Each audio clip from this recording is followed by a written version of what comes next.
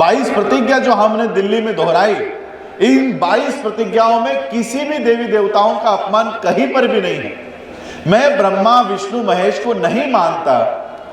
अब यहां पर हमारे पुलिस भाई भी खड़े हैं, आईपीसी एक्ट उन्होंने पढ़ा हुआ है, गाली का डेफिनेशन आईपीसी में है, गाली का डेफिनेशन में मैं नहीं मानता। ये गाली कहां होती है? पूरा का पूरा संसद आज बीजेपी के हाथ में है, पूरा का पूरा राज्यसभा उनके हाथ में है, आपका उत्तर प्रदेश उनके हाथ में है, हमारा महाराष्ट्र उनके हाथ में है, पूरा देश उनके हाथ में है। तो कौन सा आर्टिकल इनको काम करने से रोकता है? बताइए, कोई संविधान का कोई एक आर्टिकल मोदी जी को काम करने से रोक रहा है?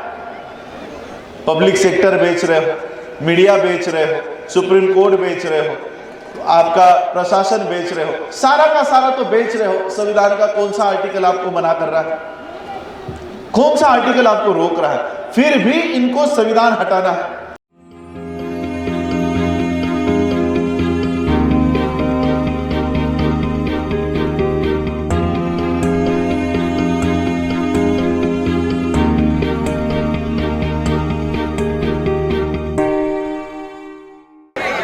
विश्व वंदनीय तथागत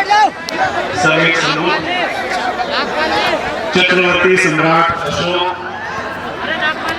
गुरु रविदास जी, गुरु नानक जी, बोधिसत्व विश्व रत्न डॉक्टर बाबा साहब अम्बेडकर, मान्यवर काशीराम जी, और जिन जिन महापुरुषों ने और महानायिकाओं ने हमारे हक और अधिकार की लड़ाई लड़ी, उन सभी महापुरुषों को और महानायिकाओं को मैं त्रिवार वंदन करता हूं।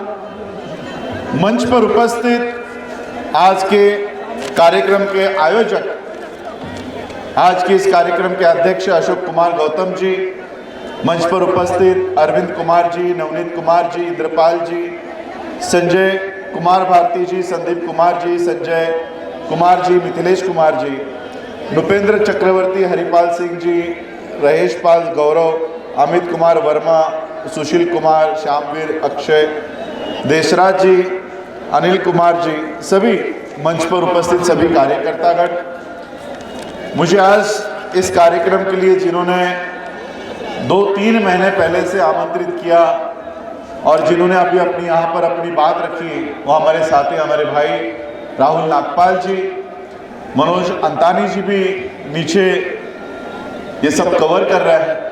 सभी मान्यवर मेरे साथ आए हुए मेरे साथी, बुद्धिस्ट सोसाइटी ऑफ इंडिया के साथी, और यहाँ पर उपस्थित सभी मेरे भाइयों को, बहनों को, माताओं को राज रतन अम्बेडकर का जय भीम। सबसे पहले आज गुरु रविदास जी की जयंती है, गुरुपुरब है। इस शुभ अवसर पर मैं मेरी ओर से the Buddhist society of India doctor Baba Saheb Ambedkar जी की संस्था की ओर से और बाबा साहब अम्बेडकर जी की परिवार की ओर से आप सभी लोगों को गुरु रविदास जी की जयंती के ढेर सारी मंगल कामनाएं देता हूं। आज आप लोग सुबह से, मेरे ख्याल से 11 बजे का समय था, बीच में बहुत लंबा ट्रैफिक जाम लगने की वजह से मैं समय पर नहीं पहुंच पाया, लेकिन आप सब लोग यहां पर उपस्थित हैं। वो बाबा साहब का वंश कौन है, बाबा साहब का अंश क्या है, ये देखने के लिए, सुनने के लिए यहां पर ज्यादा मात्रा में इकट्ठा हो। बाबा साहब के वंशज को देखने की तमन्ना है, इसलिए आप लोग यहां पर इकट्ठा हो। लेकिन मैं आपको उससे भी एक बहुत बड़ी वंशावली से परिचित कराना चाहता हूं। सिर्फ बाबा साहब की नहीं, इस देश की भी एक वंशावली है। इस देश में भी पिछले 2500 सालों से ये वंश, विचारों का वंश बढ़ते आ रहा है। ये वंश शुरू होता है तथागत बुद्ध से।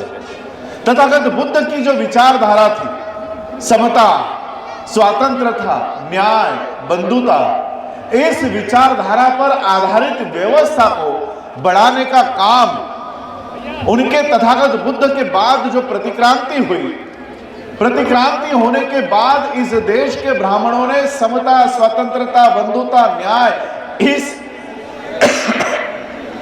व्यवस्था को खत्म कर दिया, इस व्यवस्था को खत्म कर दिया। और जो कोई समता की बात करेगा, जो कोई बंधुता की बात करेगा, जो कोई भाईचारे का बात करेगा, उसको मार डालने का आदेश इस देश से निकाला गया। फिर भी तथागत बुद्ध के विचारों का प्रचार इस देश में गुरु नानक ने किया, उनसे भी पहले गुरु रविदास जी ने किया, संत तुकाराम ने किया, संत कबीर ने किया, और फिर महात्मा फुले हो, साहू महाराज हो, इन सब ने, जो हमारे महापुरुष हैं, महानायिकाएं हैं, इन्होंने बुद्ध के विचारधारा का प्रचार और प्रसार उन्होंने लगातार किया। और इन महापुरुषों के विचारों को संविधान में अंकित करने का काम डॉक्टर बाबा साहब अम्बेडकर जी ने कानूनन रूप में कर दिया। और सही मायने में इस देश की वंशावली अगर आप देखना चाहो तो वो बुद्ध से शुरू होती है, गुरु नानक से शुरू होती है, गुरु रविदास जी से शुरू होती है, गुरु नानक तक आती है, संत तुकाराम तक आती है, संत कबीर तक आती है, और वो बाबा साहब अम्बेडकर जी के पास जैसे ही आती है, बाबा साहब अम्बेडकर इस विचारधारा को संविधान में अंकित कर देते हैं और कानूनन रूप से बुद्ध की विचारधारा को इस देश में लागू कर देते हैं। और उसी विचारधारा को मान्यवर काशीराम आगे बढ़ाते हैं। ये असली वंशावली इस देश की है। हम तो सिर्फ खून के रिश्तेदार है, विचारों के रिश्तेदार। आज भी आप लोगों के समक्ष, आप लोगों को गाइड कर रहे हैं, मार्गदर्शन कर रहे हैं। इन विचारधारा के साथ हम लोगों को खड़ा होना है। आज के इस कार्यक्रम में आने के लिए मुझे 2 महीने पहले से राहुल नागपाल जी का फोन था कि आपको पीनी में आना है, हरदोई में आना है। और फिर अचानक मुझे कुछ गांठ डिटेक्ट हुई और वो उसका ऑपरेशन में टाल नहीं सकता था। मैंने मेरे डॉक्टर को एक ही बात पूछी कि आप भले मेरा ऑपरेशन करो, लेकिन मुझे 5 तारीख को उत्तर प्रदेश में जाना है, उससे पहले मैं ठीक हो जाना चाहिए, उस हिसाब से ही मेरा ऑपरेशन आपको करना होगा। और मैं सोमवार को, पिछले सोमवार को, मेरे ख्याल से 29 तारीख, 30 तारीख थी, 30 तारीख को ऑपरेशन करके आज मैं आप लोगों के समक्ष हूँ। और लिटरली मुझे 5 दिन से वीकनेस है, लेकिन आप लोगों की ऊर्जा देखकर मेरी वीकनेस कहाँ चली गई मुझे पता नहीं है, लेकिन आप लोगों की ऊर्जा से मेरे में वो ऊर्जा आई है। आज राहुल नागपाल जी ने जो बात यहाँ पर रखी है, संविधान के माध्यम से बाबा साहब अम्बेडकर जी ने एक व्यवस्था कायम की। किस तरह से ये आज जो लोग संविधान को चलाने के लिए संसद में बैठे हैं, वो किस तरह से बुद्ध की इस विचारधारा को, गुरु नानक की इस विचारधारा को, गुरु रविदास जी की इस विचारधारा को, हमारे महापुरुषों के विचारधारा को किस तरह से खत्म करने का काम आज इस देश में चल रहा है। फिर से इस देश को गुलामी की ओर लेकर जाने का काम हो रहा है। बुद्ध कहते हैं कि इस देश में समता होगी, समानता होगी, न्याय होगा, भाईचारा होगा, और ब्राह्मणी व्यवस्था कहती है कि इस देश में ऊंच नीच होगी, समता नहीं होगी। इस देश में कौन सी व्यवस्था होगी? ऊंच नीच के ऊपर आधारित व्यवस्था होगी। बाबा साहब अम्बेडकर जी ने ऊंच नीच पर आधारित, आपने संविधान बताया, ये संविधान की प्रत है। देखिए एक ही आर्टिकल में आप लोगों के सामने पढ़कर सुनाना चाहूंगा। बाबा साहब अम्बेडकर जी ने 2500 सालों की ये ब्राह्मणों की गैर बराबरी की व्यवस्था को किस तरह से एक ही आर्टिकल में, एक ही लाइन में खत्म कर दिया। देखिए ये आर्टिकल मैंने आप लोगों के सामने खोला है। आर्टिकल 13 क्या कहते हैं? देखिए, इस देश में मनु का कानून कितने साल तक था पता है आपको? मनु का कानून ये बाबा साहब का कानून है। ये कानून है बाबा साहब ने दिया हुआ, बाबा साहब ने निर्माण किया हुआ संविधान है। इससे पहले मनु का कानून लागू था, और मनु के कानून में, जैसे राहुल जी ने कहा कि मनु के कानून का आदेश था कि पशु हो, शूद्र हो, ढोल हो, नारी हो, इनको सिर्फ पीटना है, इनका अधिकार क्या है? इनको सिर्फ पीटने का ही अधिकार है। यह मनु का कानून कहता है। शूद्रों को पढ़ाई लिखाई करने का अधिकार नहीं है। इनको पशु की तरह ढोल को जैसे पीटते हैं वैसे इनको पीटना चाहिए। ये आज भी इनके धर्म ग्रंथों में लिखा हुआ है। ये लिखा हुआ है। इन 2500 सालों की व्यवस्था को बाबा साहब ने ये पूरे संविधान में नहीं हटाया। ये पूरा संविधान 395 आर्टिकल की ये ग्रंथ है। पूरे ग्रंथ को बाबा साहब ने संविधान को मनु के कानून को हटाने के लिए नहीं इस्तेमाल किया, सिर्फ एक लाइन में हटाया। क्या है? देखिए वो लाइन। बाबा साहब लिखते हैं, इस संविधान के प्रारंभ से ठीक पहले भारत के राज्य क्षेत्र में प्रवृत्त सभी विधियां उस मात्र तक शून्य होती है जिस तक वे सब भागों में उपसंबद्ध से असंगत है। इसका मतलब क्या है? बाबा साहब लिखते हैं कि इस देश में भारत का संविधान जो बाबा साहब ने निर्माण किया है वो लागू होने से पहले जितने भी कानून इस देश के ऊपर है वो आज मैं शून्य घोषित करता हूं। एक लाइन में बाबा साहब अंबेडकर जी ने 2500 सालों के मनु के कानून को हमेशा के लिए खत्म कर दिया। हमेशा के लिए। और सिर्फ खत्म ही नहीं किया, बाकी दूसरा सब आर्टिकल तैयार करके बाबा साहब लिखते हैं कि राज्य ऐसी कोई विधि नहीं बनाएगा जो इस भाग द्वारा प्रदत्त अधिकारों को छीनती है। इसका मतलब बाबा साहब पहले आर्टिकल में 13 में लिखते हैं कि संविधान लागू होने से पहले जितने भी कानून हैं वो सारे के सारे मैं शून्य घोषित करता हूं, सारे के सारे नल एंड वॉइड घोषित करता हूं। और दूसरे आर्टिकल में लिखते हैं चाहे किसी की भी सरकार हो, पूरी की पूरी आरएसएस क्यों ना संसद में जाके बैठ जाए, मैं इस देश के लोगों के मूलभूत अधिकार किसी की भी सरकार है वो 1 इंच भी कम होने नहीं दूंगा। बाबा साहब ने संविधान में हमारे लिए प्रारंभ करके गए। इसलिए इनको संविधान से बहुत दिक्कत हो रही है। आपके उत्तर प्रदेश में कोई मांडलेश्वर नाम का, क्या कहते हैं, बाबा पंडित, क्या कहते हो आप लोग, शास्त्री, शास्त्री, मुझे तो नहीं लगता शास्त्री वास्त्री कोई होगा। पिछले 2 साल पहले से वो संविधान लिख रहे हैं, भारत का संविधान लिख रहे हैं। उन्होंने सीएम को, राष्ट्रपति को, सबको निवेदन देकर उन्होंने अपना प्रारूप, उन्होंने वो प्रारूप तैयार करके कुछ अभी दिया है। हिंदू राष्ट्र होने की मांग कर रहे हैं। एक और कोई आपके उत्तर प्रदेश का बाबा था, उसने पिछले कोई तारीख दी थी और भारत सरकार को कहा था कि इस तारीख को अगर हिंदू राष्ट्र घोषित नहीं किया तो वो पानी में डूब जाएगा, डूब के मर लेगा। वो आज तक नहीं मरा, अभी भी जिंदा है, अभी भी भीख लेकर खा रहा है। और सिर्फ यही नहीं, मैं आज आपके उत्तर प्रदेश की धरती से, आपकी हरदोई की धरती से, जहां पर आपका मुख्यमंत्री बीजेपी का है, मैं उनको भी ये दावे के साथ मैं उनको आह्वान करता हूं। सिर्फ ये 2-4 शास्त्री नहीं, मांडलेश्वर नहीं, हमारे में ऊपर नीचे स्वर्ग नरक ऐसा कुछ होता नहीं है, लेकिन हिंदुओं में होता है। और आप हिंदू राष्ट्र लागू करने की बात कर रहे हो, इसलिए मैं एक चैलेंज देता हूं कि ऊपर से आपके जो ऊपर नीचे जो गए हैं, नरक से हो या स्वर्ग से हो, गोलवल कर भी नीचे आ जाए तब भी इस देश को वो हिंदू राष्ट्र नहीं बना सकता। इस देश को हिंदू राष्ट्र घोषित नहीं कर सकता। गोलवलकर भी, हेगड़ेवार भी, आरएसएस का बाप भी नीचे आ जाए या नीचे से ऊपर आ जाए, नरक से बाहर आ जाए, तब भी उस देश को हिंदू राष्ट्र नहीं बना सकते।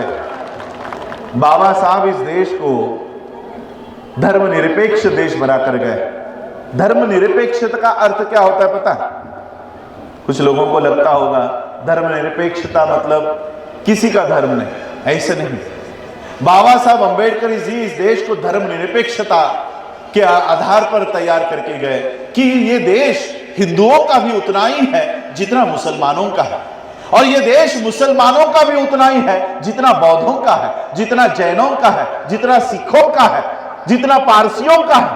इतना ही नहीं, ये देश उसका भी उतना ही है जिसका कोई धर्म नहीं है। ये देश उसका भी उतना ही है जिसका कोई धर्म नहीं है, जो किसी धर्म को नहीं मानता। इस देश की खूबी यह है, आज मैं बंबई से चलकर यहां पर आया हूं, इतने दूर से यहां पर आया हूं। इस देश की खूबी यह है, हर किलोमीटर पर भाषा बदलती है, रहन सहन बदलता है, बोली बदलती है, खान पान बदलता है। 132 करोड़ लोग इस देश में रहते हैं। इस देश में 132 करोड़ लोग, अलग अलग भाषा, अलग अलग प्रांत, अलग अलग बोली, अलग अलग लिबास। 132 करोड़ लोग इस देश में अगर इकट्ठा रह पा रहे हैं तो केवल इस ग्रंथ के वजह से, संविधान के वजह से 132 करोड़ लोग प्यार से रह रहे हैं, प्यार से रह रहे हैं। आप इन लोगों में भाषा के नाम पर, राज्य के नाम पर, धर्म के नाम पर एक दूसरे को लड़ा रहे हो, एक दूसरे से लड़ाने का काम कर रहे हो।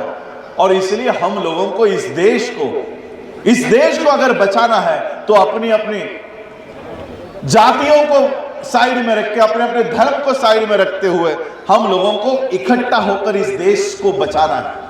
चाहे वो हिंदू हो, मुसलमान हो, क्रिश्चियन हो, सिख हो। बाबा साहब अंबेडकर जी ने एक बात अपने भाषण में कही कि हम लोगों को अपने आप में ऐसी भावना तैयार करनी होगी कि हम पहले हिंदू है, हम पहले बौद्ध है, हम पहले मुसलमान है, हम पहले सिख है। ऐसी भावना हम लोगों में निर्माण नहीं होनी चाहिए। हम पहले भारतीय है और अंतिमता भी भारतीय है, यह भावना हम लोगों में पैदा होनी चाहिए।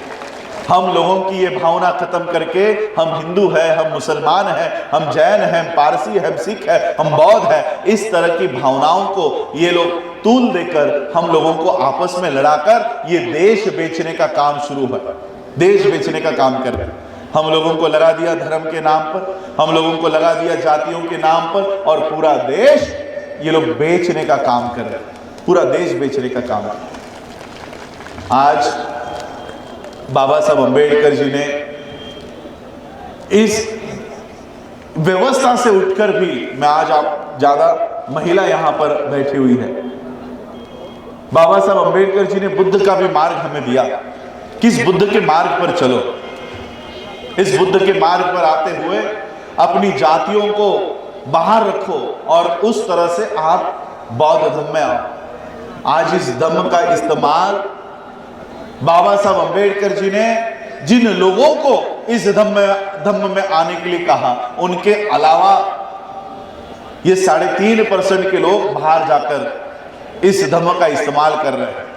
राहुल जी ने कहा कि किस तरह से इस देश का प्रधानमंत्री, जो इस देश को हिंदू राष्ट्र होने की संकल्पना लेकर, हिंदू राष्ट्र बनाने का सपना लेकर काम कर रहा है, वो तक बाहर जाने के बाद उसे भी मैं बुद्ध के धरती से आया हूं ये बोले बगैर वो भारत में पैर नहीं रह सकता। इस तरह की मजबूरी इस देश के प्रधानमंत्री पर आती है, इस देश के प्रधानमंत्री पर। बाबा साहब वो धम्म आपको देकर गए, जो इस देश का प्रधानमंत्री अभिधम्मा दिवस के नाम पर अलग अलग बौद्ध देशों को यहां पर इनवाइट कर रहे हैं, वो धम्म बाबा साहब आपको देकर गए। हमारा ध्यान वहां पर नहीं है, हमारा ध्यान वहां पर नहीं है। हम किसी देवी देवताओं का अपमान नहीं करते। 22 प्रतिज्ञा जो हमने दिल्ली में दोहराई, इन 22 प्रतिज्ञाओं में किसी भी देवी देवताओं का अपमान कहीं पर भी नहीं है। मैं ब्रह्मा विष्णु महेश को नहीं मानता। अब यहां पर हमारे पुलिस भाई भी खड़े हैं, आईपीसी एक्ट उन्होंने पढ़ा हुआ है, गाली का डेफिनेशन आईपीसी में है। गाली का डेफिनेशन में मैं नहीं मानता, ये गाली कहां होती है? कोई गाली है इसमें? मैं ब्रह्मा विष्णु महेश को नहीं मानता, कोई गाली आई इसमें?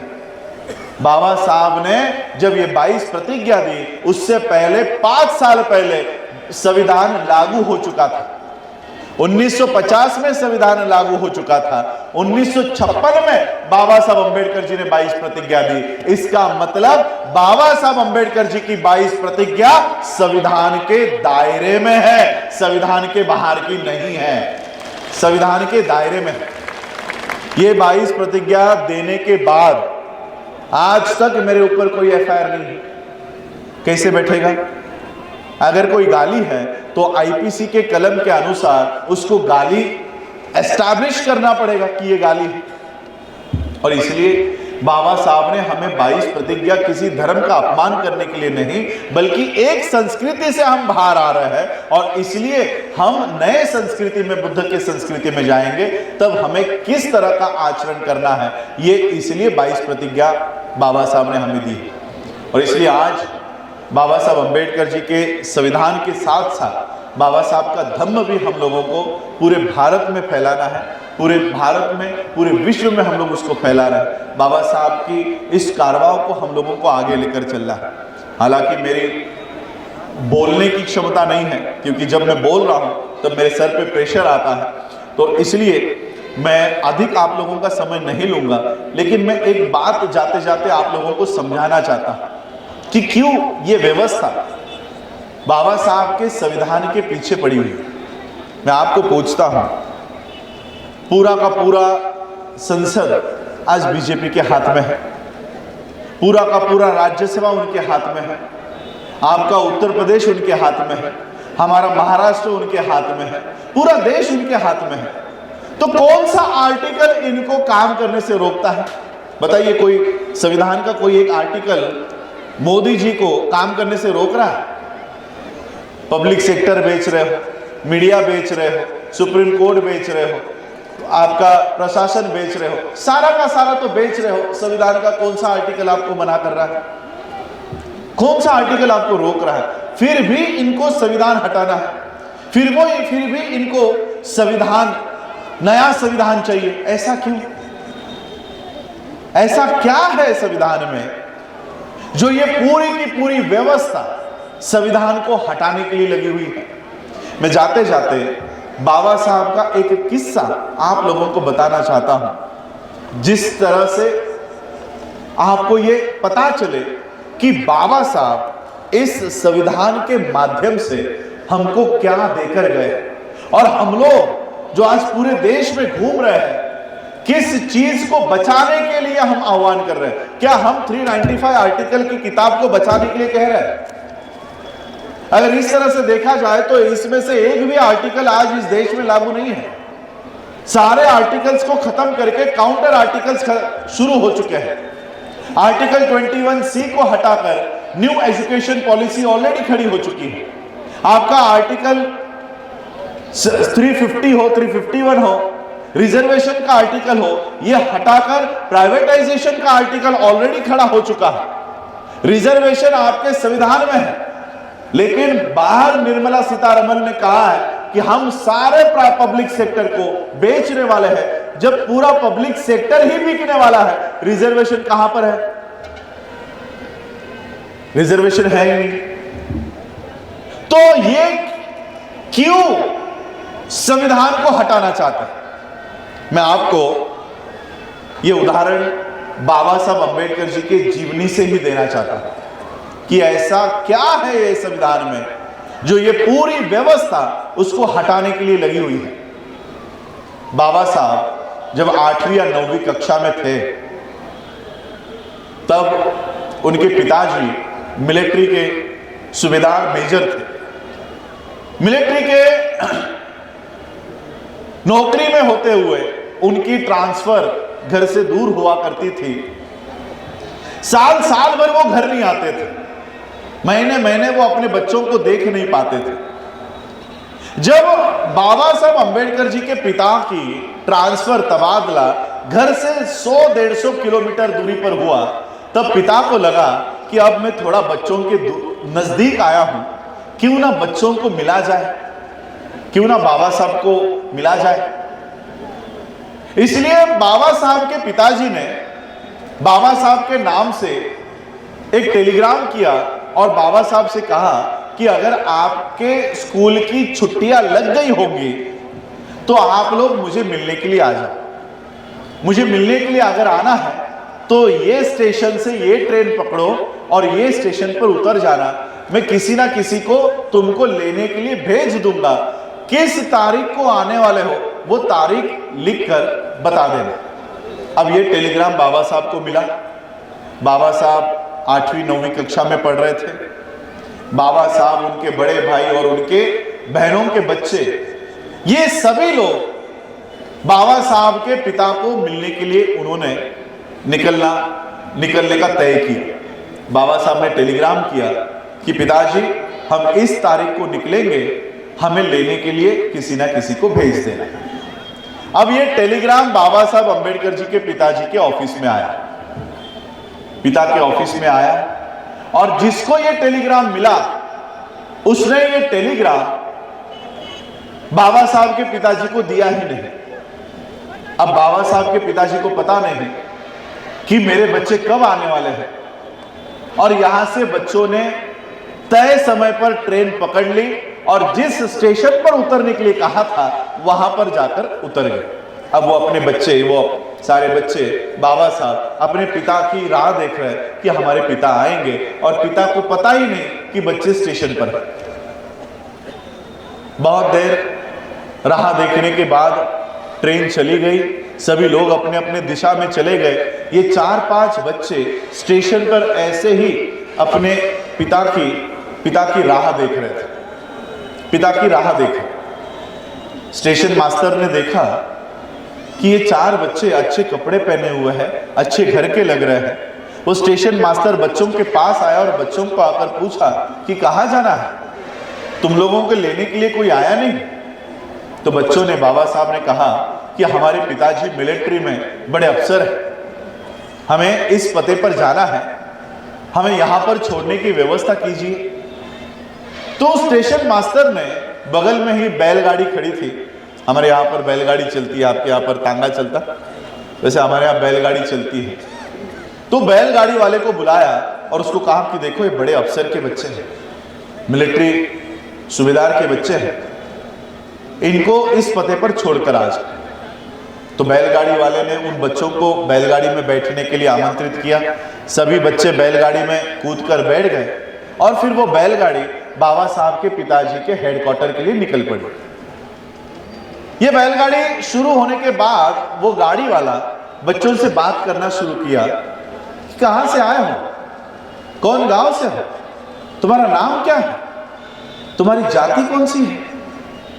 और जैसे ही जाति के बारे में पता चला, उस गाड़ी वाले ने गाड़ी रोकी और सभी बच्चों को गालियां देकर नीचे उतारा कि तुम तो अछूत हो, तुम तो अछूतों के बच्चे हो, मुझे लगा तुम्हारे कपड़ों से कि तुम सवर्ण हो, तुम ब्राह्मण हो, अभी के अभी मेरे गाड़ी से नीचे उतरो। सभी बच्चे नीचे उतर गए। बाबा साहब के पास पैसे थे, बाबा साहब ने कहा ये अधिक के पैसे ले लो लेकिन हमें छोड़ दो। पैसों के लालच में गाड़ी वाला बोला ठीक है, लेकिन तुम लोग अछूत हो, मेरे गाड़ी में मेरे बराबर बैठ नहीं सकते, मेरे गाड़ी के पीछे पीछे चलते चलते आ। और फिर वो गाड़ी वाला गाड़ी में बैठा, वो बैलगाड़ी शुरू हुई। उस बैलगाड़ी के पीछे पीछे ये 4-5 बच्चे बाबा साहब अंबेडकर बचपन के, वो गाड़ी के पीछे पीछे पीछे पीछे चलते चलते चलने लग गए। 2-3 किलोमीटर चलने के बाद बाबा साहब को प्यास लग गई। बाबा साहब ने देखा गाड़ी में पानी है, पानी पड़ा है। बाबा साहब ने उस गाड़ी वाले से कहा कि थोड़ा सा पानी पिला दो। गाड़ी वाले ने कहा तुम लोग अछूत हो, इसलिए मैं अपना पानी तुमको नहीं दे सकता। आगे अगर कोई नदी आ जाए, कोई तालाब आ जाए तो मैं गाड़ी रोक लूंगा, तुम लोग पानी पीकर भले ही आ जाए। और 1-2 किलोमीटर चलने के बाद उस गाड़ी वाले को कुछ पानी दिखाई दिया।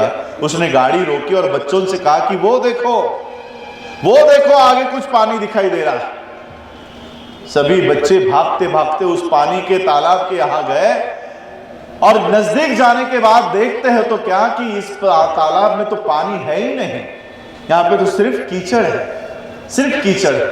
अब प्यास लगी थी, करे क्या? बाबा साहब ने वो मट्टी हटाई और मट्टी हटाने के बाद जो काला गंदा पानी ऊपर आता है, वो काला गंदा पानी बाबा साहब के भाई ने, बहनों के बच्चों ने वो पानी पिया। सारे कपड़े मैले हो गए थे, मुंह मैला हो गया था। वो पानी पीकर और 1-2 किलोमीटर चलने के बाद वो अपने पिता के ऑफिस में हेडक्वार्टर में पहुंचे।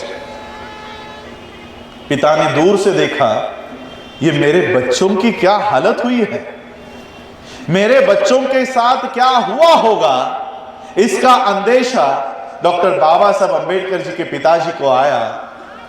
बाबा साहब अंबेडकर जी ने अपने पिता को देखा और भागते हुए अपने पिता के पास पहुंचे और लिपट कर रोने लग गए। और रोते रोते बाबा साहब ने पिता से सवाल किया कि मुझे गाड़ी में बैठने का अधिकार क्यों नहीं है,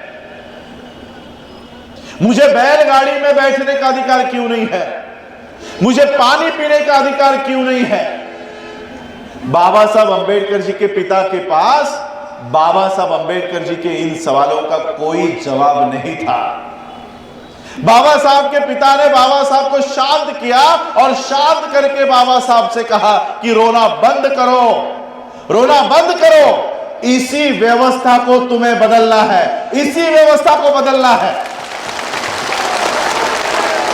और बाबा साहब के पिता ने बाबा साहब को ऐसे तैयार किया कि जिस बच्चे को बैलगाड़ी से उतार दिया गया था, जिस बच्चे को कीचड़ का पानी पीने के लिए मजबूर किया था, उसी बच्चे ने इस देश का संविधान निर्माण किया। और बाबा साहब ने ऐसी ये बोतल दीजिए ना, ऐसी व्यवस्था कायम की कि जिन बाबा साहब को मनु के कानून ने कीचड़ का पानी पीने के लिए मजबूर किया था, उन्हीं बाबा साहब के इस संविधान के वजह से आज हम ये बिसलरी का पानी पी रहे हैं। बिसलरी का सुबह 5 बजे मुंबई एयरपोर्ट से बैठा और 7:30 बजे आपके लखनऊ में आया। 2,500-3 हजार किलोमीटर आज मैं 2 घंटे में पार कर पाया। जिन बाबा साहब अंबेडकर जी को बैलगाड़ी से उतार दिया गया था, आज उनकी पीढ़ियां हवाई जहाज में बैठती है। ये व्यवस्था बाबा साहब देकर गए हैं। ये संविधान नहीं हटाना चाहते, ये इस ग्रंथ में लिखे हुए पन्नों को नहीं हटाना चाहते। ये आपकी सूट बूट टाई कोट की, ये आपकी हवाई जहाज की, ये आपकी व्यवस्था को खत्म करना चाहते हैं। इस बात को समझो, संविधान को बचाने के लिए नहीं, अपनी विरासत को बचाने के लिए हम लोगों को आगे आना है। अपनी विरासत को बचाने के लिए हमको आगे आना है। जाते जाते एक और किस्सा संविधान के बारे में बताना चाहता हूं।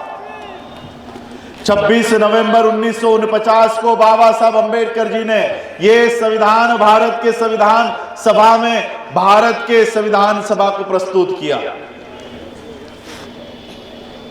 भारत के संविधान सभा को प्रस्तुत किया। पानी पानी ना ना ना ना कोई नहीं। संविधान देने के बाद बाबा साहब अपने दिल्ली के अलीपुर रोड के बंगले पर गए, संविधान दिया और उनकी ना आराम कुर्सी थी। आराम कुर्सी आप पता है होती है ना, आराम कुर्सी पे आगे पीछे झूला लेकर बैठता है। बाबा साहब उस कुर्सी पर आकर बैठ गए। बैठने के बाद बाबा साहब ने अपनी आंखें बंद कर ली और आगे पीछे गोता खाते हुए उनके आंखों से आंसू टपकना शुरू हुए, आंसू आना शुरू हुए। बगल में बाबा साहब अंबेडकर जी के सेक्रेटरी हुआ करते थे नानक चंद रत्तू। नानक चंद रत्तू ने देखा कि बाबा साहब बैठे बैठे रो रहे हैं। अब बाबा साहब को कैसे उठाऊं और कैसे पूछूं कि आप रो क्यों रहे हैं, कैसे पूछूं? तो नानक चंद रत्तू ने एक युक्ति निकाली और बाबा साहब के पैरों के यहां बैठे और पैर दबाते दबाते बाबा साहब से पूछा कि बाबा साहब, अभी आप भारत को, इस देश को संविधान देकर आए हो, इस देश को एक अच्छी व्यवस्था देकर आए हो, फिर किस बात का दुख है आपको? क्यों रो रहे हो? इतनी अच्छी व्यवस्था भारत को देकर आए हो, फिर किस बात का गम है आपको? क्यों रोते हो? बाबा साहब ने रत्तू से कहा कि रत्तू, मुझे मेरे बेटे की याद आ गई। मेरा बेटा राजरतन, मेरा जो नाम है ये बाबा साहब के सबसे चहीते बच्चे का नाम है। उस बच्चे के याद पर मेरे पिता ने मेरा नाम बाबा साहब के बच्चे के नाम पर रखा, वरना ये मेरा नाम नहीं है, ये बाबा साहब के बेटे का नाम है। बाबा साहब का पांचवा और आखिरी बेटा राजरतन। ये 2.5 साल का जब हुआ तब इसे डबल निमोनिया हुआ था। डबल निमोनिया, हमारे बच्चे को 102 डिग्री भी अगर बुखार आ जाए तो हम अस्पताल में भर्ती कराएंगे। इस बच्चे को सिर्फ निमोनिया नहीं था, डबल निमोनिया था, लेकिन वो अस्पताल में नहीं था, घर पर था और कई दिनों से घर पर था। और उस समय बाबा साहब के पास थोड़े बहुत पैसे हुआ करते थे, पैसे थे बाबा साहब के पास, फिर भी वो घर पे था। क्यों घर पे था पता? क्योंकि अस्पताल में कोई लेता नहीं था, कोई अस्पताल में लेता नहीं था, वो घर पर ही पड़ा था।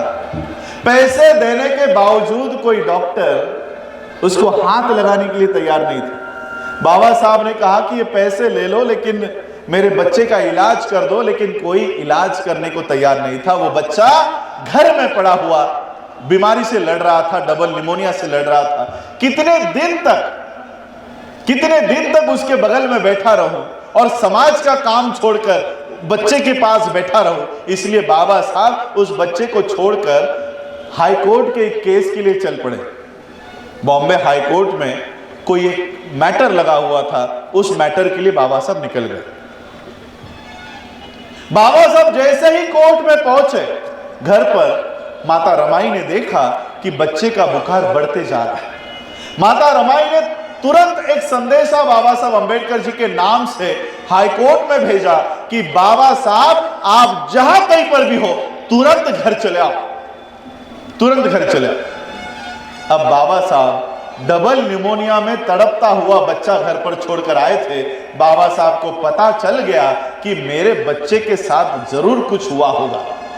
बाबा साहब अपना सारा काम छोड़कर तांगा करके जिस चाली में बाबा साहब रहा करते थे, 10 बाय 10 के रूम में, बाबा साहब वहां पर तांगे से आए और भागते भागते अपने घर पे गए कि माता रमाई ने तुरंत बुलाया है, जरूर कुछ हुआ होगा। और बाबा साहब दौड़ते दौड़ते अपने घर पे गए, उस राज रत्न को उठाया और अपने गले से लगाकर उसको प्यार करने लगे। और प्यार करते करते पता चला कि ये बच्चा तो 2 घंटे पहले ही मर चुका है। ये बच्चा तो 2 घंटे पहले ही मर चुका है। और फिर बाबा साहब फूट फूट कर रोए, फूट फूट कर रोए। फूट फूट कर रोने के बाद बाबा साहब के कार्यकर्ताओं ने बाबा साहब को शांत किया। शांत करने के बाद एक कार्यकर्ता ने बाबा साहब से कहा कि बाबा साहब अब बच्चे पर अंतविधि करनी होगी, अंतविधि करनी होगी। उसके साहित्य के लिए, उसके कफन के लिए जो पैसे लगते हैं वो दीजिए ताकि हम वो सारा सामान लेकर आते हैं। शांत हुए बाबा साहब के कानों पर जब ये शब्द पड़े, तब बाबा साहब के जेब में उस बच्चे के लिए कफन लाने के लिए पैसे नहीं थे। बाबा साहब फिर फूट फूट कर रोने लग गए। बगल में माता रमाई खड़ी थी। माता रमाई को पता चला इन आंसुओं की वजह कुछ और है, इस रोने की वजह कुछ और है। माता रमाई को पता चला कि बाबा साहब के जेब में कफन लाने के लिए पैसे नहीं है। माता रमाई ने बदन पर की साड़ी फाड़ी और उस 2.5 साल के राजरत्न को उस साड़ी में लपेटकर ये दोनों पति पत्नी उस बच्चे का अंतविधि करके आए। ये बात बाबा साहब अंबेडकर जी को संविधान देने के बाद उस कुर्सी पर बैठे बैठे बाबा साहब को याद आई। बाबा साहब नानक चंद रत्तू को कहते हैं कि रत्तू एक समय था कि मेरा बेटा राजरत्न इस विश्व से विदा लेते समय मैं उसके शरीर पर कफन तक डाल नहीं सका। मैं मेरे बच्चे के शरीर पर कफन तक डाल नहीं सका, बिना कफन के उसको अलविदा करना पड़ा। लेकिन रत्तू मैंने आज इस देश में ऐसी व्यवस्था कायम की है, ये संविधान मैंने आज ऐसा निर्माण किया है कि मेरा आने वाला हर एक राजरत्न ये सूट बूट टाई कोट में पैदा होगा। ऐसी व्यवस्था मैंने इस देश में कायम की है।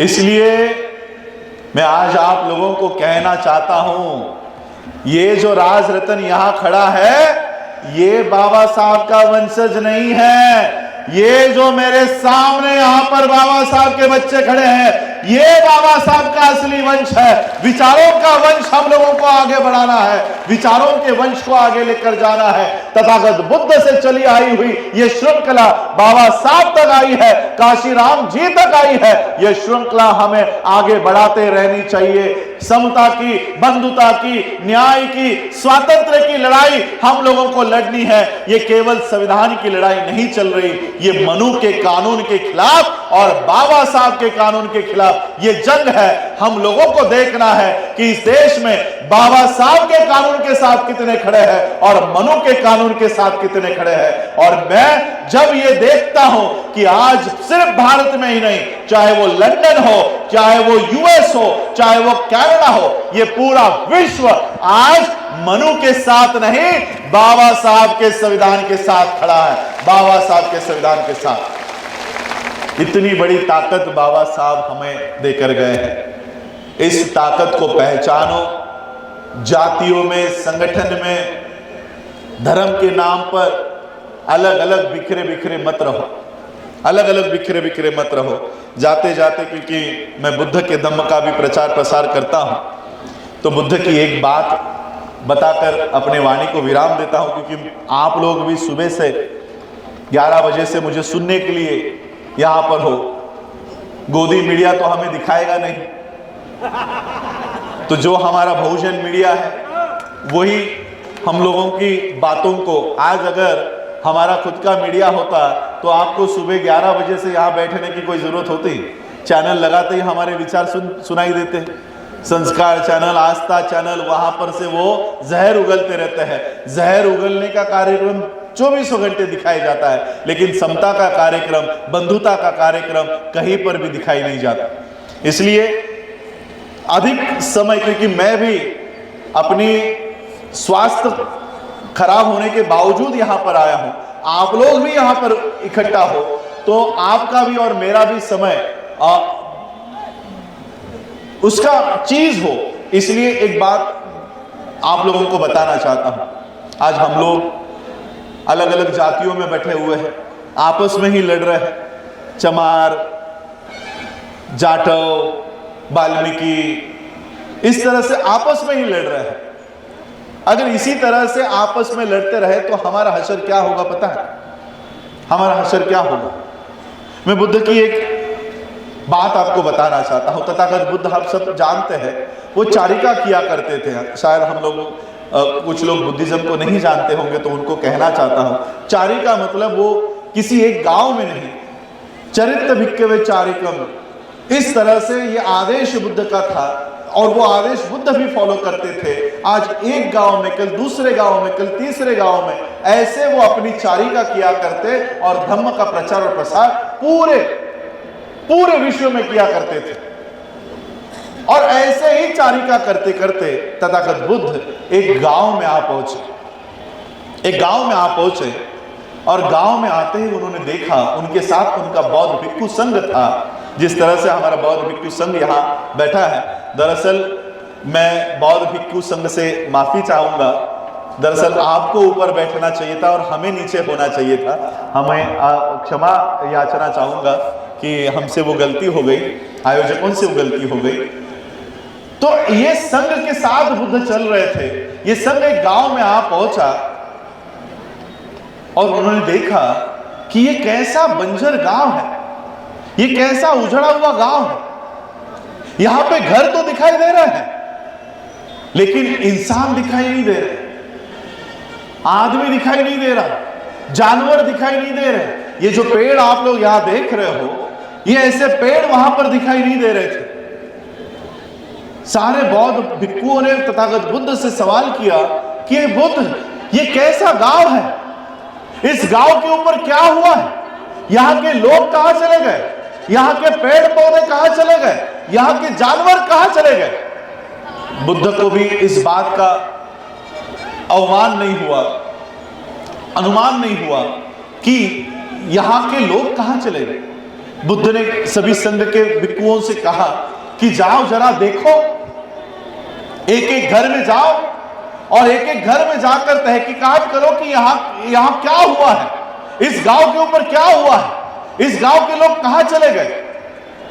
सब बौद्ध भिक्षु एक एक घर में गए, तथागत बुद्ध भी एक घर में गए और घर में जाकर देखते हैं तो क्या, सभी लोग अपने अपने घरों में मरे पड़े हैं, मरे हुए हैं और अपने अपने घरों में पता नहीं कितने सालों से मरे पड़े हैं। उनके सिर्फ पिंजर उन घरों में पड़े हुए हैं, उनके पिंजर उन घरों में।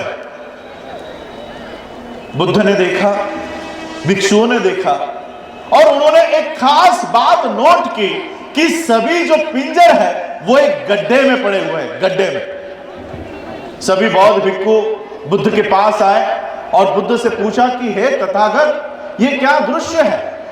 सभी लोग अपने अपने घरों में मरे पड़े हैं और विशेष सभी लोग एक गड्ढे के अंदर हैं। ये गड्ढा किसने खोदा? ये गड्ढे के अंदर जाने का रहस्य क्या है?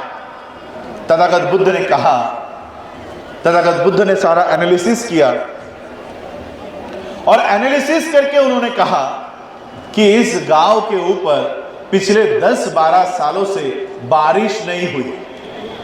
इस गांव के ऊपर पिछले 10-12 सालों से बारिश हुई नहीं और बारिश न होने की वजह से पहले पेड़ पौधे मरना शुरू हुए, गांव में से जानवर चले गए और यहां के लोग, क्योंकि ये घर उनके हैं, ये जमीन उनकी है, ये गांव उनका है, इसलिए वो गांव छोड़कर जाना नहीं चाहते थे, इसलिए वो गांव में ही रहे और पानी के तलाश में हर एक व्यक्ति अपने अपने घर में कुआं खोदना वो शुरू कर दिया।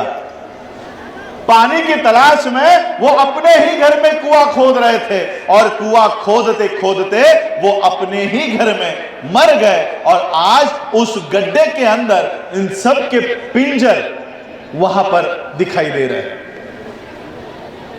सभी लोगों के पिंजर उस गड्ढे के अंदर इसलिए है।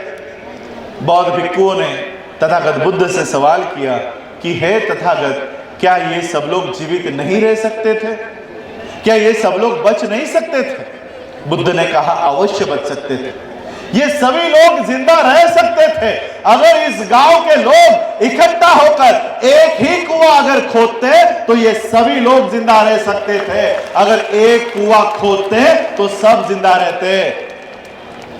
आज यही परिस्थिति हम लोगों के ऊपर है। देश का संविधान खतरे में है, हम लोगों की आजादी खतरे में है, हम लोगों की व्यवस्था खतरे में है, लेकिन हम लोग इकट्ठा होकर नहीं लड़ रहे। चमार अपनी लड़ाई अपने आप लड़ रहा है, जाटव अपनी लड़ाई अलग लड़ रहा है, वाल्मीकि अपनी लड़ाई अलग लड़ रहा है, रविदासिया अपनी लड़ाई अलग लड़ रहा है, बौद्ध अपनी लड़ाई अलग लड़ रहा है, ओबीसी अपनी लड़ाई अलग लड़ रहा है, मुसलमान अपनी लड़ाई अलग लड़ रहा है। इसी तरह से अलग अलग लड़ाई लड़ोगे तो एक दिन तुम लोग भी मर जाओगे। अगर जिंदा रहना है तो इकट्ठा होकर एक लड़ाई लड़नी होगी, एक लड़ाई लड़नी होगी। और इस देश में हम लोग, मैं एक ही आप लोगों को कहना चाहता हूं, इस देश के मुसलमानों को, क्रिश्चियनों को, जैनों को, पारसियों को, सिखों को, बौद्धों को अगर कोई प्रताड़ित कर रहा है तो एक ही समुदाय के लोग हैं जो प्रताड़ित कर रहे हैं। अगर मारने वाला हाथ एक है तो लड़ने वाले हाथ अलग अलग क्यों है? लड़ने वाले हाथ भी एक होने चाहिए। जब तक ये एक नहीं होंगे ये मारने वाले हमारे ऊपर हावी होते रहेंगे। इतना ही आज मैं गुरु रविदास जी के जयंती के अवसर पर यह बात अपनी आप लोगों के सामने रखना चाहूंगा। आप लोगों ने सुबह से आप लोगों ने यहाँ पर इंतजार करके मेरे बातों को सुना, उसके लिए सभी लोगों का आभार व्यक्त करता हूं। आप लोगों ने मुझे सुना, उसके लिए सभी लोगों का आभार, धन्यवाद। जाते जाते, क्योंकि आज हमारे कवि राहुल नागपाल जी यहाँ पर है, तो जाते जाते मैं भी आप लोगों को एक शेर से अपनी बात को विराम देना चाहूंगा।